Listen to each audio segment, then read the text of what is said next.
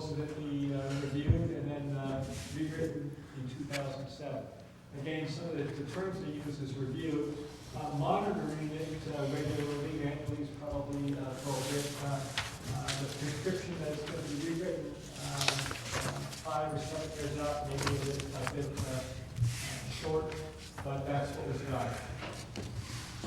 The 2003 strategic plan had 2 tiers. The first tier was public outreach communications, defining the wastewater and standards of service, looking at the infrastructure planning, regulatory compliance, and water rights.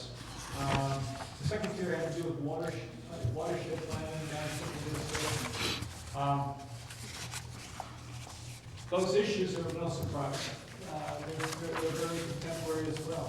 So ultimately, as we look forward to where we're going, sometimes looking at where we've been is also important. In 2011, the district did adopt a strategic business plan. The strategic business plan really is just a business plan.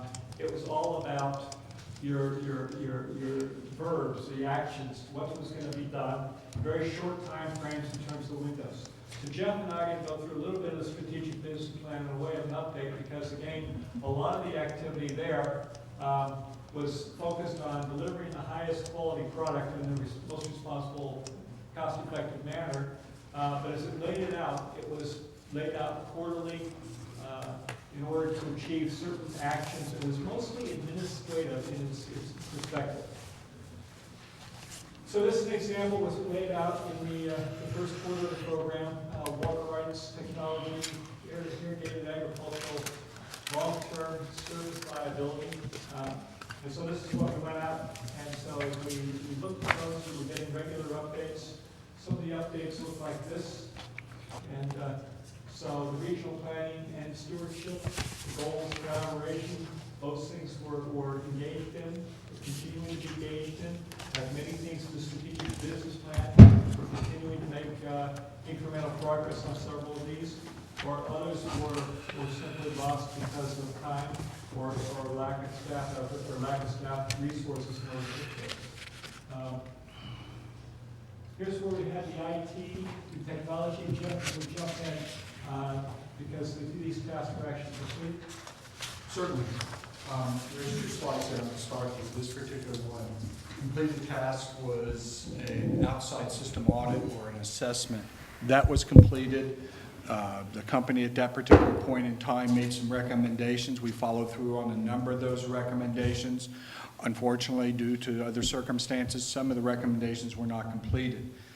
As a follow-up, we are currently doing the same company is coming back and doing another audit, which involves reassessing our system, see what has been completed, where we stand now, and also they're interviewing the users, the individuals within the organization to see what their needs are. And we should have a recommendation here within the next 2 to 4 weeks as to how to move forward. These outside audits, we believe, are very helpful because they give a bird's eye view from experts who are involved in the current technology trends. Technology, in my mind, if it's 6 months old, it's in other life or experiences, it's 10 years old. When we look at cars and automotive uses, trends move very slowly. In the IT world, trends move very, very quickly. There's a number of items they've already brought to my attention that we could become more efficient and gain access to data that is going to be very important to us as we move forward. And that's going to be one of the future tasks that we've talked about, data management. Yes. How much does that cost? Where does what funds do we draw upon? It's drawing upon operational funds, and we're in the neighborhood of $10,000. Is this type of a thing going to be calculated into next year's budget also? If there are any tasks or that they recommend to be implemented that will cost money, it will be included in the budget. Some of it's just operational changes and how we do business. These are very much administrative tasks that we're bringing forward in order to bring O&M type of budget base, actually. Yes. The other thing we looked at, just minor centralization or centralized management of alarm codes. Next slide, please. Some of the other current tasks that were worked on at that particular point in time was a GPS vehicle tracking, Springbrook accounting system upgrade, customer service IVR, and server virtualization. We did institute GPS vehicle tracking. However, when Bill Purley and the utilities department learned that they would have to update their radio system, we looked at that as well, and we pulled off the GPS tracking in the current form and are implementing it and coordinating it with our new radio system, which will be more efficient and more cost effective. So that's on track, but coordinating with our new radio system. Springbrook accounting system was upgraded. Customer service IVR, that's a voice recognition payment system. People can make payments over the phone. At that particular point in time, the head of support services and the general manager at that time decided it was not cost effective and decided not to move forward. We are revisiting that right now to come up with some options to make the system, make our system more friendly to be able for customers to be able to pay after hours. Does the asset management also include looking at where the vehicles are actually going to change the routes and things associated with coming up with fewer miles being driven? That was not the typical in your asset management system. What was referred to up there, I cannot remember. And finally, server virtualization. This is how the individual servers are set up. Due to when they researched this, looking at the costs associated with it, it was decided not to move forward with that particular project. However, again, when we get this assessment done, the current assessment, when it's completed, they are looking at our server utilization, making sure we have adequate backup and we're fully utilizing the servers that we have. The next item is integrated agricultural use. I believe if it was not the last meeting, it was the prior meeting, I provided you an update on our ag study. And so this is, which we had originally thought would be a more short-term project, has obviously gone more long-term. We're still waiting on NRCS to complete their studies and publish their studies, which will be probably next year, but we've done significant work in coordinating their ground truthing to our groundwater management monitoring program. So we are moving along with this. Yes, sir. Is this that you're presenting to us a framework that we're going to enhance and change and add to, or is this what you see we should be doing? No, this is dead. Oh, this is dead. This was a summary of where the strategic business plan went, and because it hadn't really moved forward in 2 years. But we wanted to give a summary of the actions that have happened, because several of these themes are going to be continuing on administratively. Okay. But the idea is to create a strategic framework, and then each of these items do relate very closely to what probably is going to come out in your strategic framework anyway, and then be revitalized, updated, modernized, shaped up, returned to bring back to you.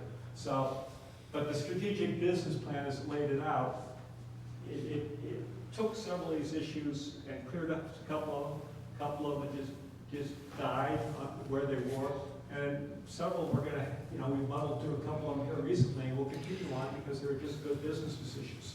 And those are alive and well. Some of these themes will come back, and as you look at the administrative tasks, that then, we will be developing a new business plan to support the strategic planning process that we're laying out before you. So that'll have to be done behind us. Okay. And as Mitch stated, we've been working on some of them we've been working on informally because it is evolved into part of our day-to-day business. We recognize it. One of those things is budget preparation. We did that. We went through the rate study. These are things that had been accomplished over time. And we're continuing to work on it. Now we're working on the 14-15 budget and doing some projections because we know we have some funding issues that are ahead of us. significantly as we move into 16, 17, and 17, 18. So these are part of the things that we live and breathe almost every day, but we don't want to, we went through the process, and I say we, I was a part of that strategic business plan process. As a group, we identified some needs, internal needs, and I agree with Mitch, it's more of a business plan. We were overly aggressive. The resources that are available to us have changed over time.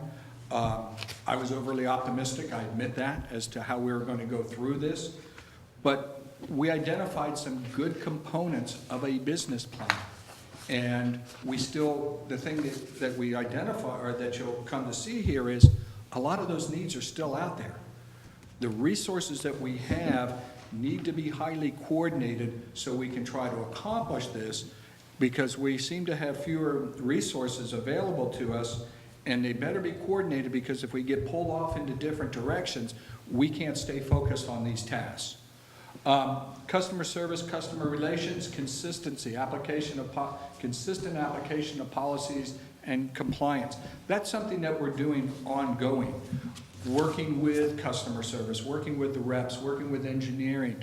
That's what we're reminding everybody. We have rules and ordinances and such. We need to stay compliant with them. If something comes up that's in that gray area, we discuss it. And Joel is taking an active role into this. I've listened to him, and he really understands this. He's also learning that, working with customers over the phone, when people sign paperwork, they make agreements to our policies and then come back and try to change them. We can't do that. That's where this consistency comes in, and he's really standing by this, and this is a good message that we send to the rest of the customer service people. Staffing needs, this is ongoing, and we're going to be coming back. Mitch made an organizational presentation to you back in December, I believe it was. And this is something that we're really going to have to look at, especially in light of upcoming retirements and how we're going to have to bridge our budget gaps. And finally, sustainability, long-term financial plan. I had a conversation with Director Stump earlier this morning. We talked budget. And I mentioned, we've mentioned over the last month or two about budgets that we have a significant funding gap because our revenues are pretty much going to be constant, but our costs are accelerating, whether it be CPPA for electricity, whether it be medical insurance, PERS, fuel costs, chemical costs, all those things are rising. This is going to be critical. We can get through this budget year by making some adjustments, and it's going to be a little tough, but it's not what we're going to be facing in years 2, 3, 4, and 5. So this is going to be a real critical part of how we approach the next 6 to 12 months, especially moving into the next MOU, is we got to make sure we have a good, solid plan to meet our future financial requirements. So if you get the drift, is the general themes that were done in 2003 are probably still moderately good general themes. The actions identified in that strategic business plan 2011 are also the kinds of activities we're going to see a level of focus and come back with updating and more repackaging. Again, the third, fourth quarter summaries of what was done on the strategic business plan, you'll continue to see the repeat of these themes and specific actions that were intended to support the overarching strategic perspective. There was miscellaneous other projects. Yes, and as you're probably seeing, these are some of the things that we do on a day-to-day basis, and we continue to do them, even though we have a project outline. It's part of our daily life, so to speak. Water conservation plan. We continually look at that evolving. We did the toilet rebate program. We're working on encouraging people to do smart use of the utilization of these resources. So this is something that's evolving. We've worked with the IRWMs, both the TSTAN and UMRA. We've done initial evaluating of our financial and billing system. That's why we upgraded to Springbrook 7.1. But we're also looking now at options for billing, because we've heard loud and clear that people want options, especially in terms of the technology that's available to them now. So we're looking at ways to improve the accessibility and maybe look at different ways of how we bill and how payments can be made to make it a better experience for our customers. So that's conversations we've had internally, and then when we're ready to come forward with something that we think is manageable, effective, both cost-effective and effective from the user viewpoint, we'll bring it back to your board and for discussion. And So the overarching summary with the strategic business plan is it's an administrative tool that does differ from a strategic plan because it had short-term focus and it was on action and deliverables. As Jeff indicated, the progress was limited due to funding support and also the optimistic approach to being able to get some of these things done quickly. There was a lot of motion, and that kind of diluted its focus. And again, it was quantitative as opposed to qualitative. We're going to see the qualitative measures in the strategic mindset playing out. And then we had the departure of key personnel. So you'll see the themes coming back, and you can say, gee, wasn't that familiar? And yes, they are, and are ultimately, when we develop the next business plan, we'll probably be covering a lot of these next themes, but hopefully a new generation. Within the planning hierarchy, let's, yes, sir. Before we leave the 2012 to 2015 strategic business plan, when we adopted it, we were told we were going to get quarterly updates. And if it's dead, then we should have got a quarterly update saying it was dead. We didn't get those quarterly updates. I don't know if that needs to be a policy for the next strategic plan so that we get quarterly reports saying this is doing great, this is doing not so great, or it's dead. The board needs to know that stuff.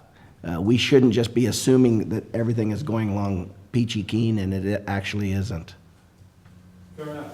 I mean, business plan's an administrative tool, and so ultimately, that really kind of went with the last administration, and since I was there, we haven't had any quarterly updates. It shouldn't be dependent upon the administration, whether you get hit by a bus or our last board member or last general manager gets hit by a bus, the district goes on. Whatever's happening at the district, we need to know about it. It's fair enough, and that can be a lesson forward. I can't comment to it. It was done before I was here.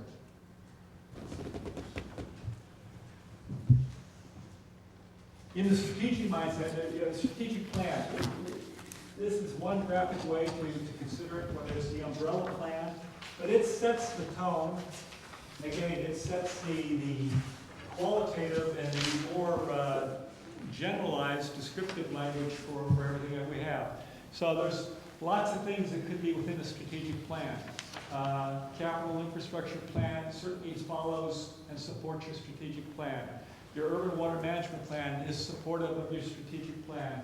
Financial plan, asset management plan, business plan.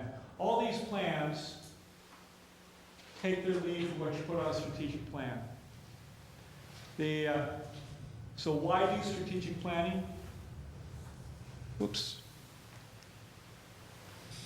It is the foundation of the results-based accountability system. I think that's what Director Stump, you saw in the business plan that you liked. And so the strategic plan is the foundation that everything in that business plan has to lead towards. And if we do our strategic plan right, then you see that natural alignment and the general progression. Without it, it doesn't hold context. Sticking with strategic statements is important as we do the strategic plan. Here's an example of a strategic statement, I guess. Certainly it's one that many agencies have picked up something like that in terms of modernization, using technology, and focusing service delivery cost control. So those aspects come out of strategic statements very frequently. Ultimately, This is not a strategic statement. I guess it could be a strategic statement, but I certainly hope we're not going that direction, because it's not a sensible alternative for an entity to project its view of the future.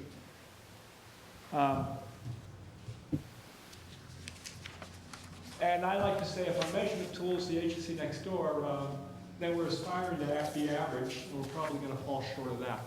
So it's a prescription to be below average. A strategic plan is the compass, and it's not the map. And that's important to keep in mind, because that business plan, in one way, may be in fact the map that people want to jump to often. Any kind of strategic planning process has to start with some kind of SWOT analysis, or some kind of look around, see where we're really at. So to give us a quick summary, our industry, we're infrastructure intensive, to be sure. Personnel intensive, to be sure. Regulatory intensive. All these issues apply to our industry, not necessarily just our agency. There is a misalignment in structures in most agencies as well in the industry.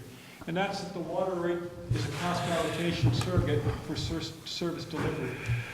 And what that really means is you sell less, but you can end up paying more in too many agencies. And so that misalignment is generic to the industry unless you get fairly advanced in the way you want to form your rate alignments.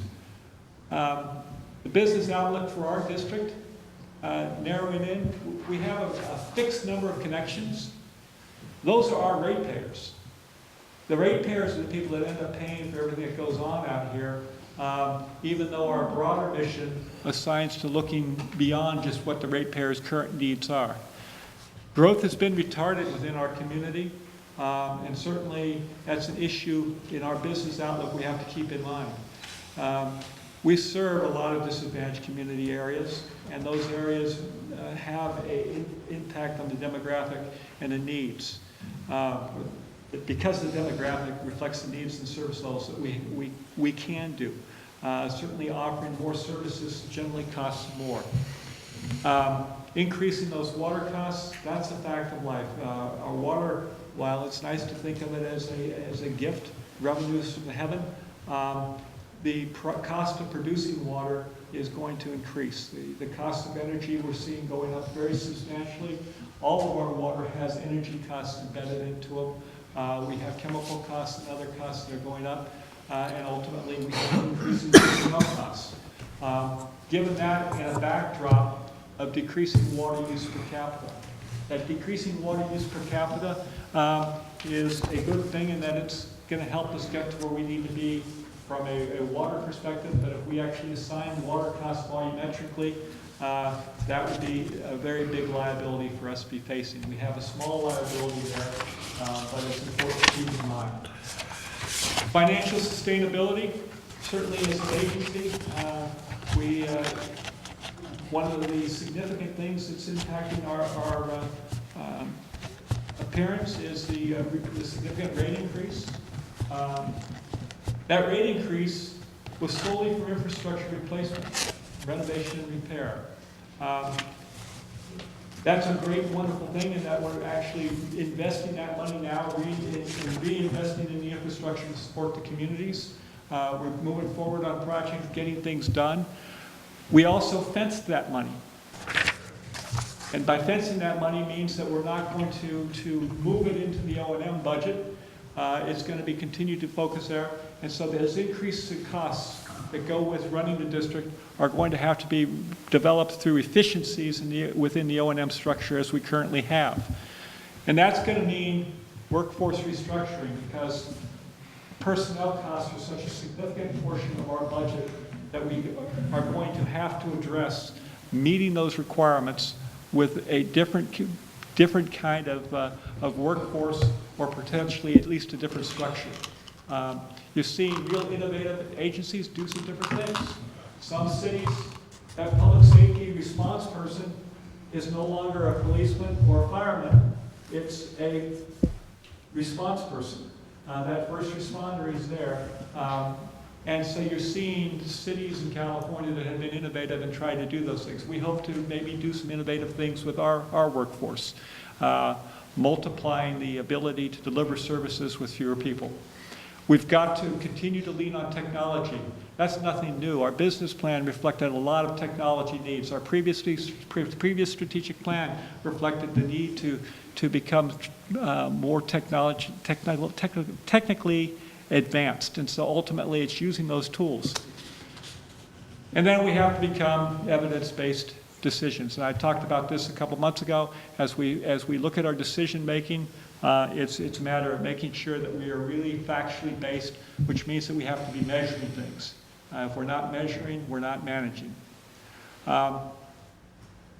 As part of the situation analysis, we have to look at the public visibility of water issues.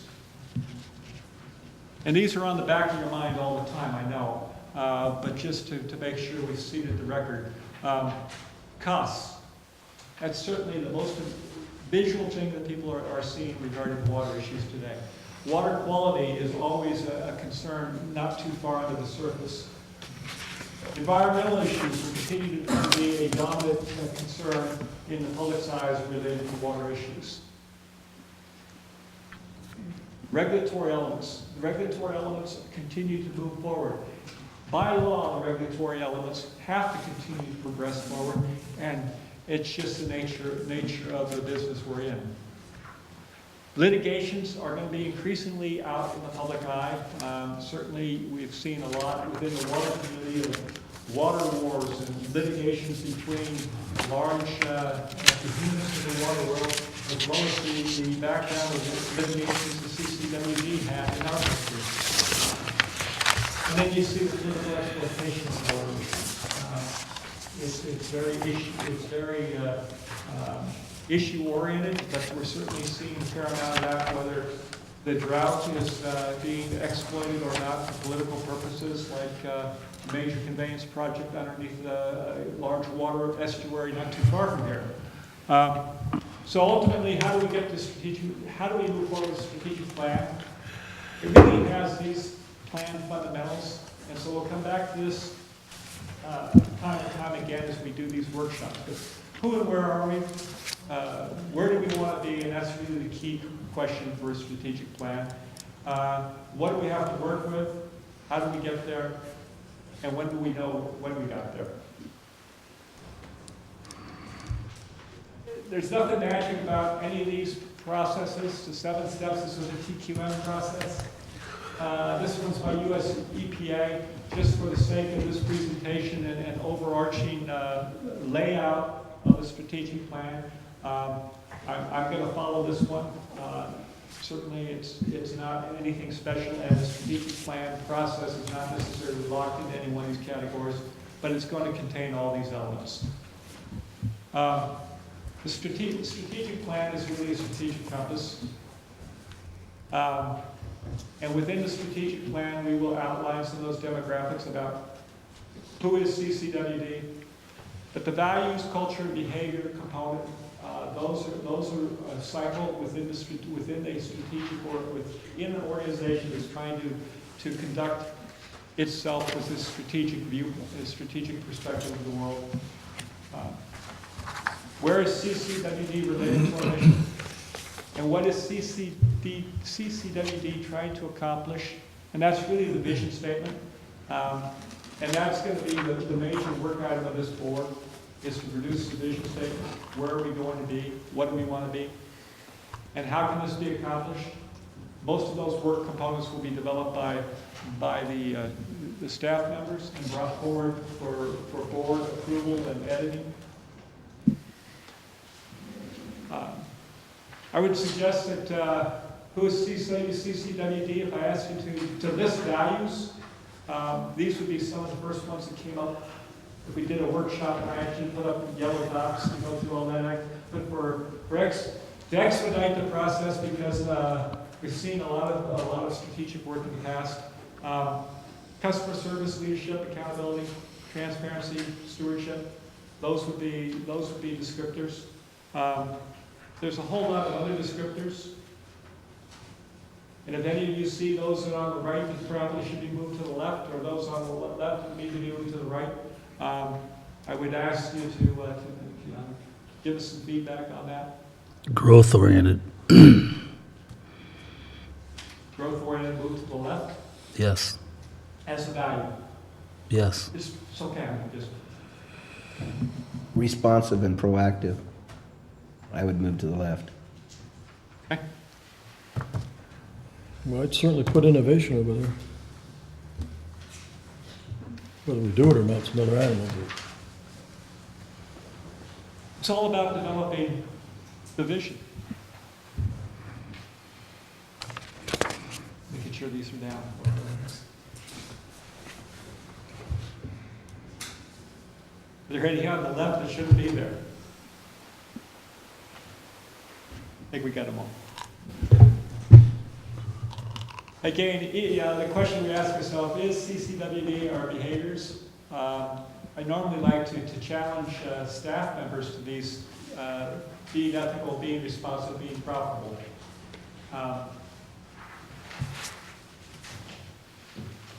And again, values and behavior drive culture.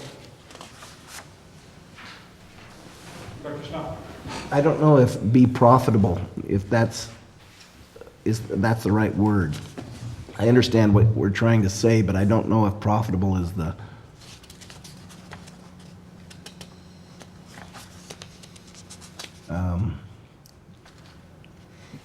What is it meant to mean? Who wrote that? I wrote that. What is it meant to mean? It's meant to guide your behavior so that you're being profitable. And so sometimes being profitable means something other than just simply making money.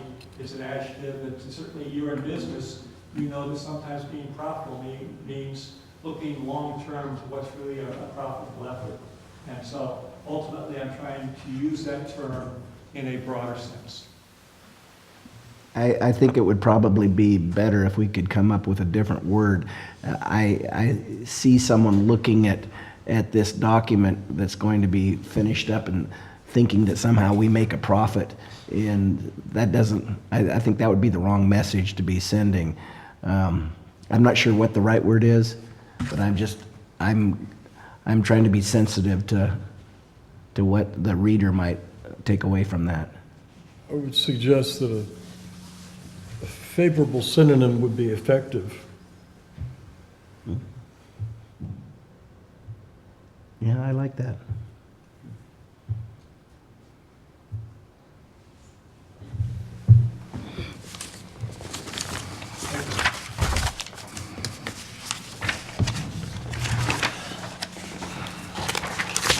I threw out some of these statements, again, these are questions for our culture that ultimately would be a preamble in your or could be viewed as a preamble to your strategic plan. And I have suggested these as nothing more than simply to get you thinking. If you read these as a preamble in your strategic plan, this is creating the right kind of mindset, the right kind of focus that goes to a broader, higher level thinking.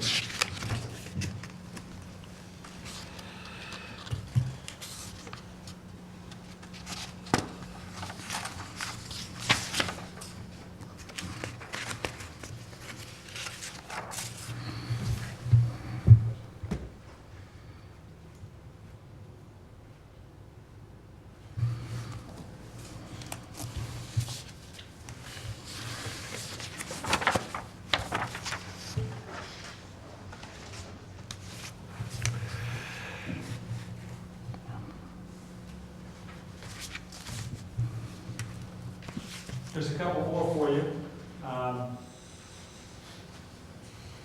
And while these words are fairly generic, they really, I'm looking for those things that trigger your mind to say, well, I like that, or I really don't like that.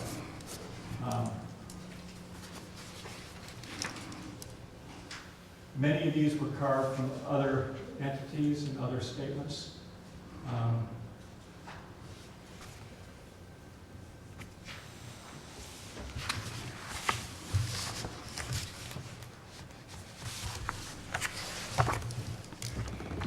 for statements that catch your nerve, either good or bad. Ones that you definitely wouldn't want to see in there, ones that you definitely would like to see in there. Well, going back to the culture, I mean, why are we defining our culture? We're trying to shape culture. We're trying to make sure that our values and behaviors reflect the kind of culture that we have. So there is a culture that exists today that we're shaping, There's certainly a culture that exists today. but we don't have that defined. I did not define that for you, no.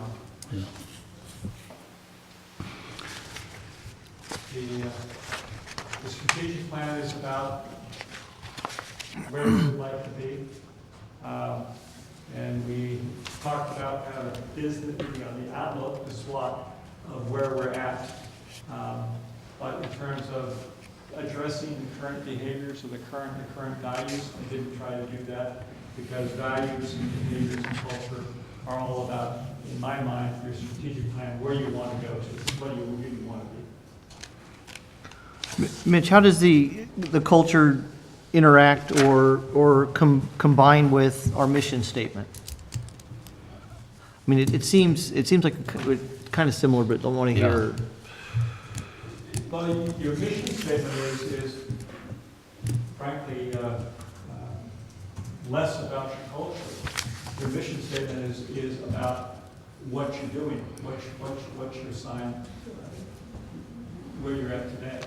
Your culture, in terms of, in this case, is really describing where we want to be, what kind of culture we want to have. This is all about supporting the vision statement. The mission is kind of what your entity's there to do and how we're doing it.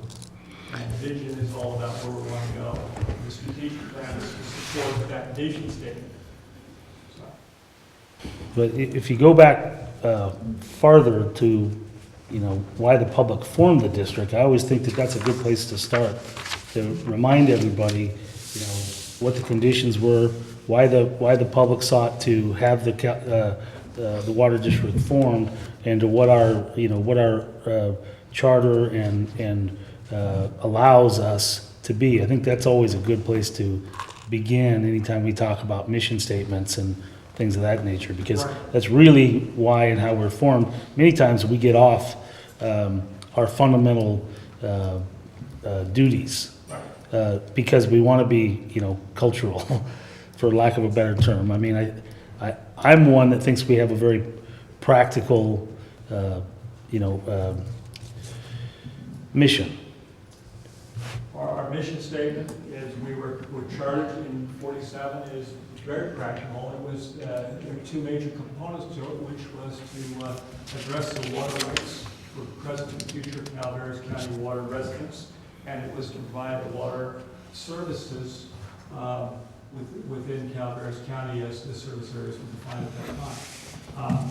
Certainly, our mission statement that we have currently, we can address that if we wanted to go there. I wasn't even going there because it's a mission statement that's been there. It's evolved unless there's a desire to go back and examine what our current mission statement is. The reason that I brought up the mission statement is it seems if we had a good understanding of how our mission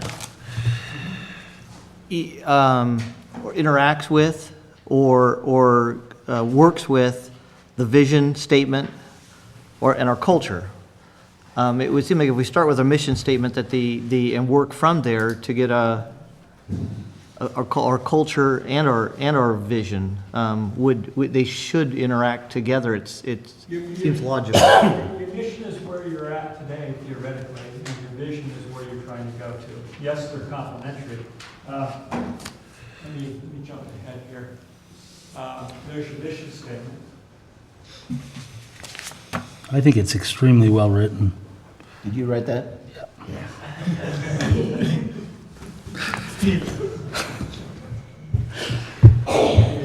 Break your arm. So that's your mission statement building as it currently is.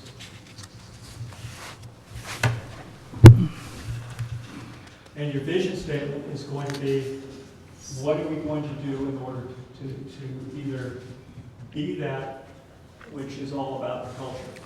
And so that you end up needing a vision statement. And ultimately, your Calaveras County Water District will be and that's ultimately sets the motion moving forward. If you're already everything you want to be as an agency, then I guess the need to do strategic planning may be a different kind of purpose than where I'm going in terms of moving the agency forward. I really believe that we need to take it backwards in my mind. We need to know where we want to go and then back it up and say, how are we going to get there with the agency supporting us to get there? So I think they're all important, but if you don't know where you're going when you're starting to identify your culture or shape your culture, then maybe you're shaping the wrong culture for the vision that you have intended. That's why we're talking about the vision statement first. Exactly. But Well, I had to give you the picture of how behavior worked with culture and how your values behavior and worked with culture in order to then shape.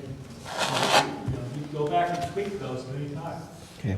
Those culture statements I gave were simply statements to illustrate the kind of measures for culture to say, okay, this one is kind of us or it's not. I think there's a couple up there that aren't us, but that's okay. That's, we're going to have to throw them out and maybe take those that are closest to us and tweak and do the amendments from that. Well, at what point do the challenges and new challenges and new opportunities fare into this? It seems like there needs to be a discussion of that before we begin a vision. I mean, certainly we want to, access,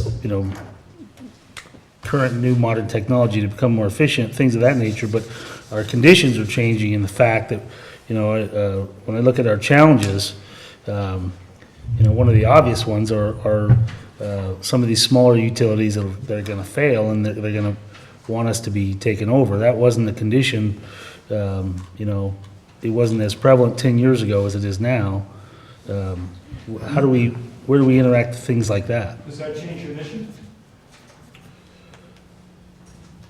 No, not really. I mean, we have to, our vision where we want to go is different than where we wanted to go. Right. I mean, this thing is 10 years old probably. Yeah. It's timeless, I think, though.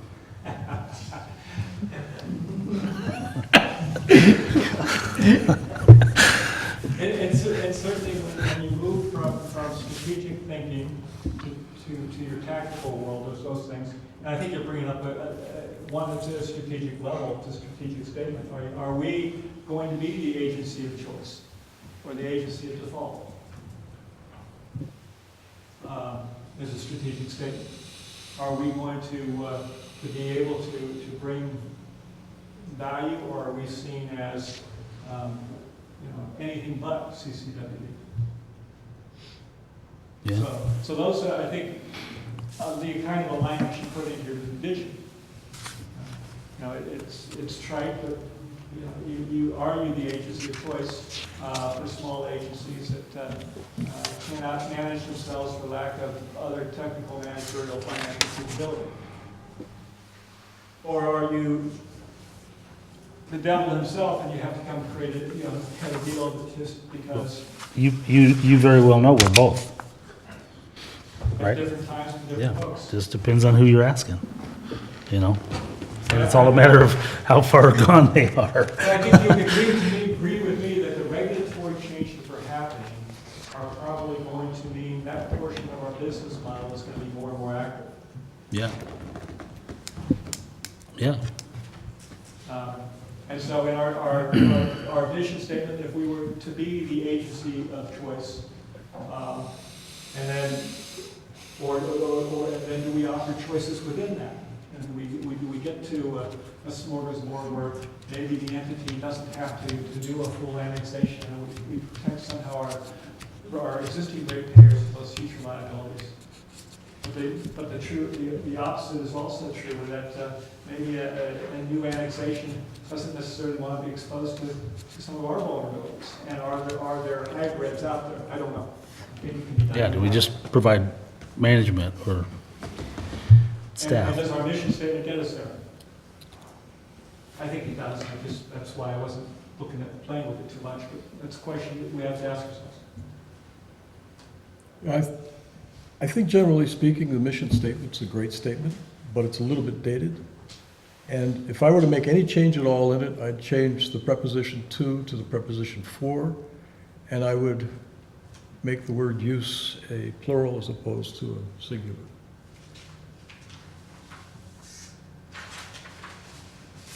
Because we're looking now at the possibility of irrigated ag. Resources is plural already. Yeah, I know the resources is plural, but what I'm suggesting is that there's more than one beneficial use. Did you get that one? Did somebody get that? Yeah, We'll get it. Yeah, 2 to 4 and use to uses.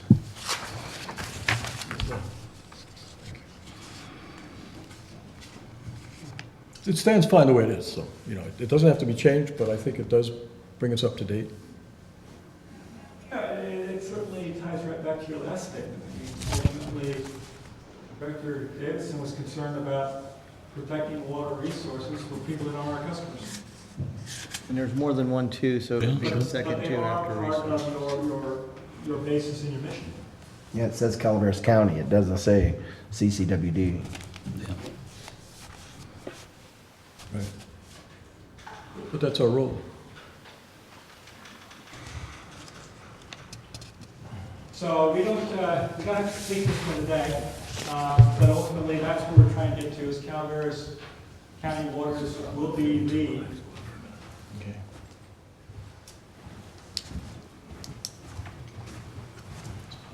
And often you bring in those terms of choice, financially responsible, transparency, most efficient.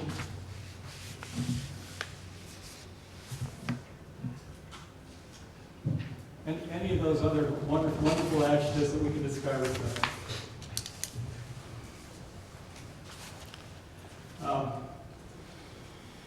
Focusing a little bit, we can talk about the outline, again, areas of service. There's nothing new that's there. I would like to talk about core competencies a little bit, because those are what I would propose as core competencies. I'm not sure that we have a consensus there. The core competencies have to be narrow enough to give us a focus. Everything isn't a core competency. Well, it seems to me that system reliability has got to be our biggest priority. Maybe you have that under water supply. Water supply seems like a volume thing, but System reliability, I would call under asset management, but certainly we could call that asset management system reliability, and asset management would fall within it. Certainly a good term. I mean, I think if the reality about complaints to the district, besides cost, are always based on breakdown and unreliable. I mean, that's generally, I think that's the one core thing that the public wants more than anything, is everything to work. One of the things and maybe it is in there somewhere, maybe just not using the same words, it's a regulatory compliance. It seems like a financial burden when it does hit us, and it's got to be somewhere in our process.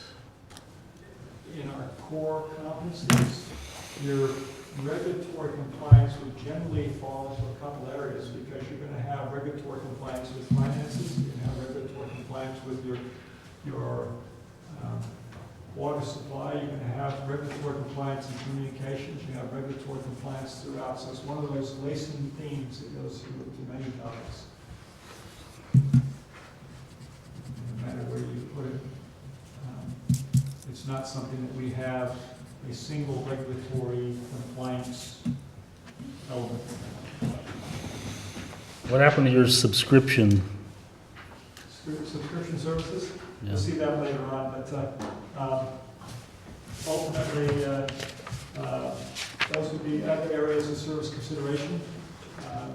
The wastewater collection, water treatment, enhanced customer services, and subscription services.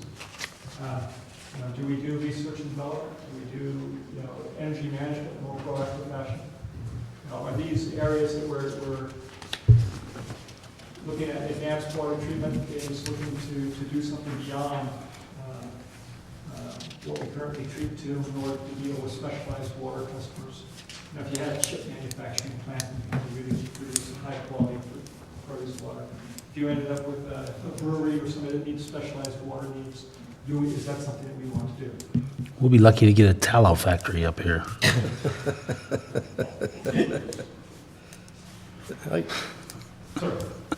On this, and I've been looking through, trying to look ahead and on what you have here. And the one thing I kind of see glaring, in my opinion, missing is I would like to see something to the statement that would encourage an atmosphere to create satisfied employees to get maximum loyalty and efficiency. Okay.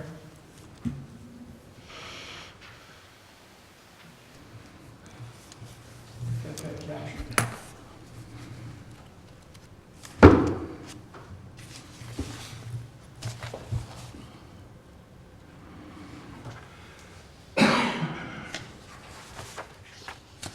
And that would be called out in the core competency within personnel.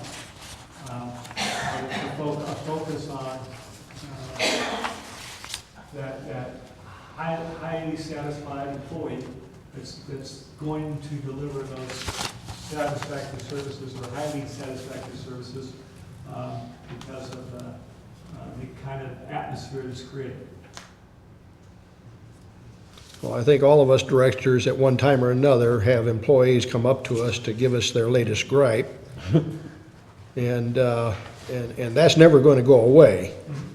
But still, to try to encourage an atmosphere that enhances efficiency and overall satisfaction, they aren't driving the district, but they are our tool to primarily operate the district. Sure. You want a sharp edge on it? Is there I see you've got board policy and habits of highly effective board members coming up, but is there a section here looking forward of regarding staff morale and staff performance? And Not your strategic plan. No. Your strategic plan is going to lay those aspects out in terms of your core services and personnel. And then you'll have, ultimately, we'll be developing programs that describe what goes with those core service areas. But I'm hearing a vision component that might say that the employees are part of your vision, that employee level of satisfaction is part of the kind of vision that we want to have for this agency. yeah, I agree with that.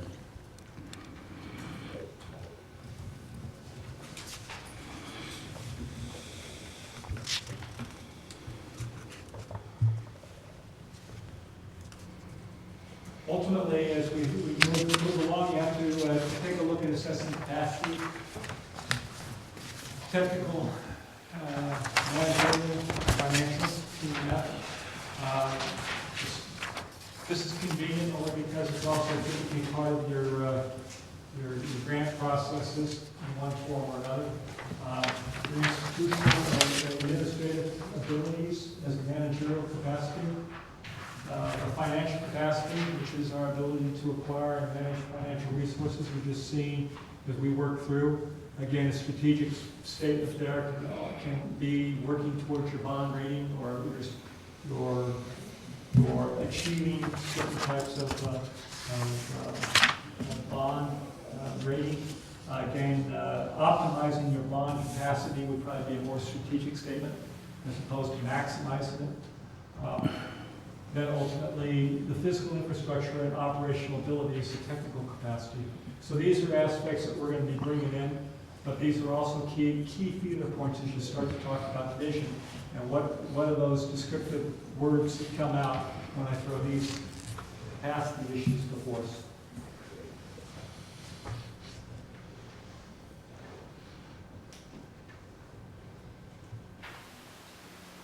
Ultimately, as we look at the strategic view, the utility system is organized in three parts: the governance, the management, and operations. The governance is really the realm of the board. Ultimately, it's focusing on the accountability and provides the overall direction and oversight. The management and operational components, these become ultimately what we're monitoring and then evaluating in order to support the governance perspective. So you'll see how these play out in a potential model to look at for your strategic plan. But again, the governance role is about monitoring, the management role is more about evaluating, and you'll see those types of frameworks put together in the strategic plan. The board policy model for strategic planning purposes is to have guiding principles and policies. Currently, most of our guiding principles and policies are laid out as board policies. Director Booley has been anxious for us to examine a few of those. Certainly going to propose some out of there that we need to probably move forward in order to support where the vision is likely to take us. Board policy model delegates responsibility and authority, in this case, mostly to the general manager. The board monitors compliance with those principles and policies and assures accountability. So that's what a policy board is about. I gave you this as just generic stuff, but the effective boards, here's some cues to sometimes look on. Sometimes as you're looking to figure out what needs to be in the record, these are good questions to be asking ourselves. But what people see in terms of governance is like an iceberg. Most of what has to happen is all below the surface. And so as we deal with activities of the district, as we deal with where the strategic plan and how they fit together, you get up into what the incremental decision making is, and that's what people see the most of. So it's really based upon our core values and vision, and then we set some long-term goals. Make sure that the board has the policy guidelines and the tools are laid out. We'll bring our master plans forward and a whole suite of other plans that all have to support it. And then ultimately we get to those incremental decisions that get made over time. I just need to do a kind of a review and demystifying of government. The forms of official action that we often see are these 5, and it's just in way of review. The ordinance is a local law. It's kind of that highest, if you will, in terms of its authority. A resolution is typically a little bit less than that, and is really an expression of the intent of the mind of the board. So you see the resolutions have a lot of the whereas and flower issues before them. Rules and regulations are the way we should do business. An order and a motion all have the same effect as a resolution. So ultimately, as we do do business. These are typically the kinds of things that are used in government.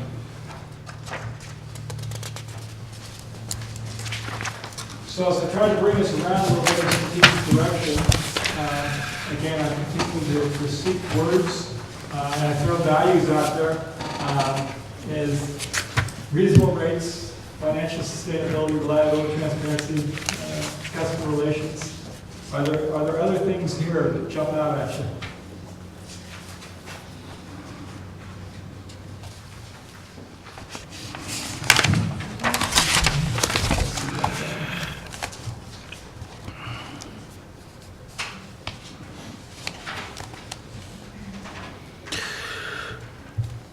Is there an order that these should be in? That's a good question, and certainly it's one way to help bring some prioritization to it. Well, it also makes some of the other ones make sense. I mean, yeah, we can have responsible rates, but then that would maybe, if that's our top priority, then reliability may suffer. You know, I think there's kind of a story to be told in the way we set these up. So,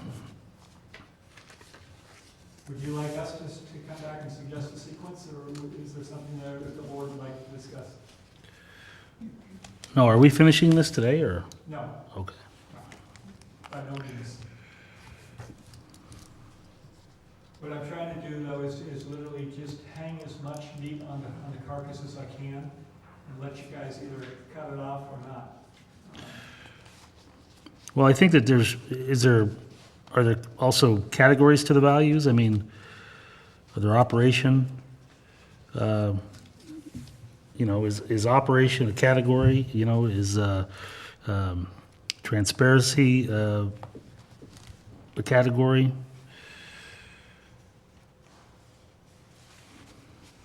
It would seem like reliability and financial stability should be near the top. But so many others that go right behind them. I'd kind of be interested in seeing how staff would rank these. Okay. How what? How staff would rank Staff them. would look at this.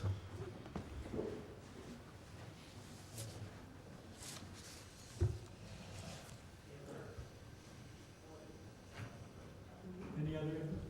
Okay. Again, that's the strategic direction values. Governance process policies. Director Dooley, you've been asking for us to take a look at those policies and try some updates. Here's some suggestions of places that we perhaps should start. Not because necessarily these are way out of whack, but simply these are really the realm of the board. And ultimately, if we started going through some policies, have some better examples, but ultimately it creates a framework for our board norms, purpose of the board, and I'll be quite frank and selfish about it. It creates the framework that